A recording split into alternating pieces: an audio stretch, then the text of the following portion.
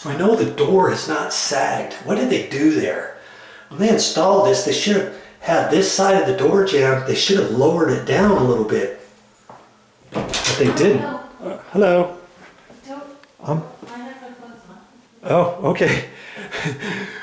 They should have lowered this area down. Had they have lowered it down, this strike plate would have been exactly perfect. But because of that, they screwed up. They had to mortise this out, lower this strike plate down, didn't they?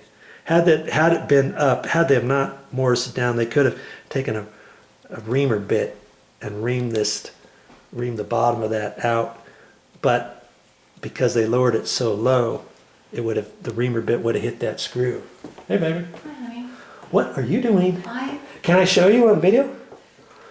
Well, just a second. When I was home, I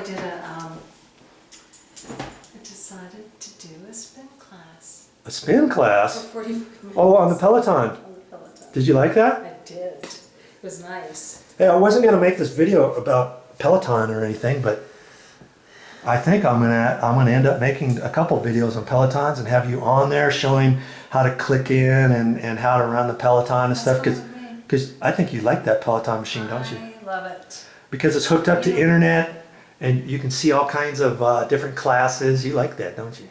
24/7. Yeah. It doesn't matter what time of day you want to get up and jump on your Peloton. You can do it, and you've got these great classes, and you're going to watch me melt away. So videotape me as much as you want, because as I'm working out, you're going to see this change. You mean there's going to be less of you that I can show on the video? Yeah. On the video camera. I would like to get toned, because part of the Peloton is weights. There's weights that you work out on. Yep. And then cardiovascular. When you say Peloton, some people may not know what a Peloton is. When you say Peloton, what is that? And do it quick, because I'm right in the middle of making some videos. Sorry. Peloton is a group of riders that work together efficiently to conserve energy so that they're not utilizing so much. That's what Peloton and when you're riding in bike racing, when you see a whole group, that's called a Peloton. Right. But that's not what I'm talking about. So the Peloton is a spin class online, and you're actually in the class with the instructors real time. On a bike, a stationary bike, and that's what they call the Peloton. You can get it on the internet. You can order a Peloton bike. You can go to a Peloton store. It's called Peloton. And it's an actual stationary bike that you ride on, right? They have the best instructors in the world. Okay. This is a total ad thing for Peloton. Yes. They are amazing. And we'll make some of those videos, because that's something that I want people to see, is this Peloton and how it works. Keep going with your Yeah. stuff. Okay. Thank you. All right, talk to you later. Okay. Yes, that Peloton. I've never been on a Peloton before she got this one, and I never clicked in. You know, I didn't have a racing bike or whatever to click in, like a road bike, and it's actually quite amazing doing the Peloton classes. And so look at that. Everywhere I touch, I've got black junk on me from looking at these doors. Okay, but anyways, back to the doors. I look at this door. This one's going to be fine. The worst case scenario, if I really wanted to fix that, I'd have to put some caulking in there, or do something different, have the painters take care of that. You know, it's in a bathroom. After they repaint, that's what it's going to look like. But, you know, note to self, take a look at that later. I may just put some white caulking in there and take a putty knife and just be done with it and kind of go over it. I'll have to find out from the painters. I have a feeling when the painters come, they're going to at least take these strike plates off, or I may take the strike plates off for them, and then I'll put them on after the painting gets done. I'll wait 3 or 4 days, and then I'll put all the strike plates back on, because the painter said he's planning on spray painting all these, so he's going to have to mask everything off. He's going to put drop cloths down on the floor and stuff. He's going to actually paint these in place. He's going to mask off all these hinges. I think he's even going to mask off around the doorknob. So note to self, I want to make sure these doorknobs are adjusted properly, or they're tight. And every one I've checked on so far are tight, and lots of times you'll see set screws on the back side that tighten this up. Well, this one doesn't have it, and I just happened to look on this, sometimes there's something on here that you can kind of pop off.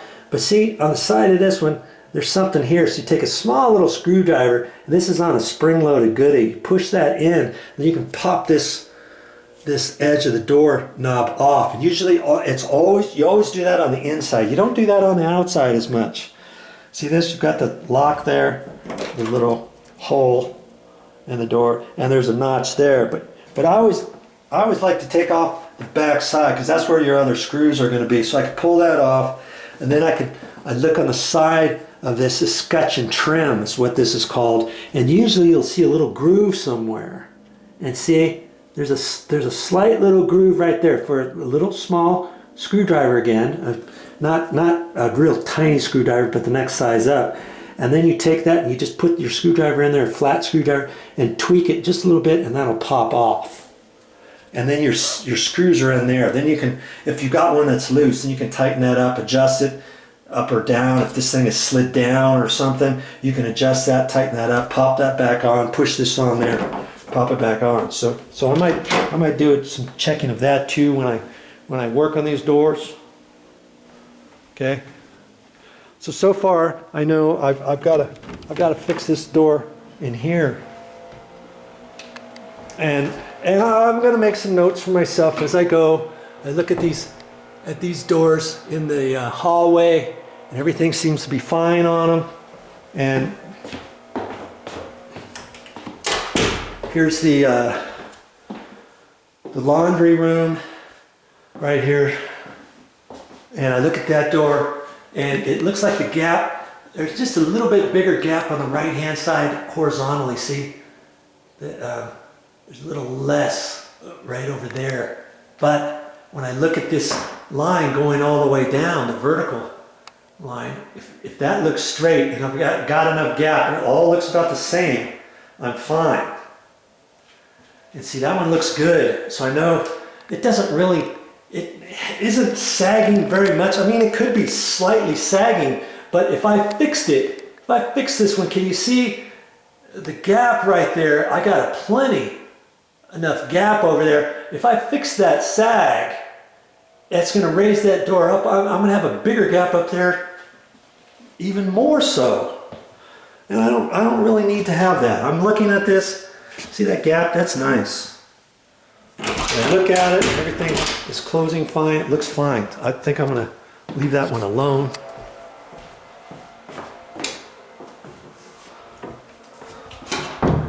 Keep checking them. And you see the seam, the gap looks fine again. It doesn't look like it's sagging. When I open and close the door, look at that. It's not latching, is it? And sometimes if the door's sagging a little bit, you can lift this up, lift it up and click it in, you know the door's sagging. But in actuality, it could be slightly sagging. See how big the gap is right here? Right there. That's pretty big up against that hinge. And if you follow that down, the gap gets smaller. Okay? It's not bad. I'm gonna end up sucking that over a little bit, because even the top gap up here, you look at that and you line it up. Look how big it is over here. I mean, it's not that big, but it is a lot bigger right at the top of the door there. So I could raise that up a little bit. And once I raise that up just a little bit, I'm going to get a bigger gap at the side of the door up there, just a little. And right now when I look at this, if I line up where that latch is, up against the strike plate, I should be in the middle of the strike plate. But if you notice, I'm down at the 1/3 of the strike plate. If anything, the strike plate needs to be lowered down, or the door needs to be raised up. See? Remember we had that problem with that other door because they foobarred on when they installed this? That's a little bit of what's going on here. They should have taken this side, they should have lowered that a little bit. Just a little. Granted, this door is sagging a little bit, but it's not sagging as much as they have that gap at the top. Well, I'm going to raise that up, and more than likely this still is not going to hit into the strike plate, and it's going to be down. You see on the edge, you see where See where it's hitting? You can see where the latch is. There's a mark, there's a mark, just below this hole. So when I raise the door up, it may just barely fit. If anything, it could still hit on here because they should have, like I said, they should have lowered this door jamb, this side jamb a little bit more, but they didn't. And so instead of taking this strike and saying, okay, Joe, just take the strike and lower it down, get your sharp chisel out and score that, do all that kind of stuff, and you're gonna have a gap up here. You're not gonna have as big of a gap as the other door, but you can do that, Joe. Well, I'm not gonna do that in this door because see the gap that I have between there and the top edge of the screw? I can take a rasp bit in my drill, and I can ream this out just a little bit. And I don't think I even have one of those rasps. I think I may have to get one to the store. Note to self, get one of those. And then I can ream that out a little bit before the top of this screw, and then I'll be able to fix this one that way. Okay, so as you go, you can just start making a list of different things. I can see the types of things I'm gonna need to do. And I looked at this. Just make your list as you go. There's no light in this room, but I'm looking at it and everything seems to be fine with this door. And this should be fine. I'll take a really super close look at this. Look at this door. This one goes out into a garage. And I can see it's closing fine. I got just barely a 1/16 of a gap between the edge of the door and the frame. See? And it's working, but I can see up at the top there's hardly any gap. And you come down here, see how much the gap is? That's a perfect gap right there, by the way. And then the gap gets just a hair bigger down there. That's because this door is slightly sagging. This door is sagging. This door here is sagging down because this hinge has allowed this door to sag down over the years. Okay. In order to fix this, I got to raise that up, the door up. I don't have to raise it up much. That means I'm going to have to do something with that hinge. Now, you've heard how I tweak hinges and how I do different things. Well, this one is a self-closing hinge. So I can't tweak the hinge now, can I? Because this is self-closing. See the little pin that's stuck out of it? And I'm going to have to look at that one.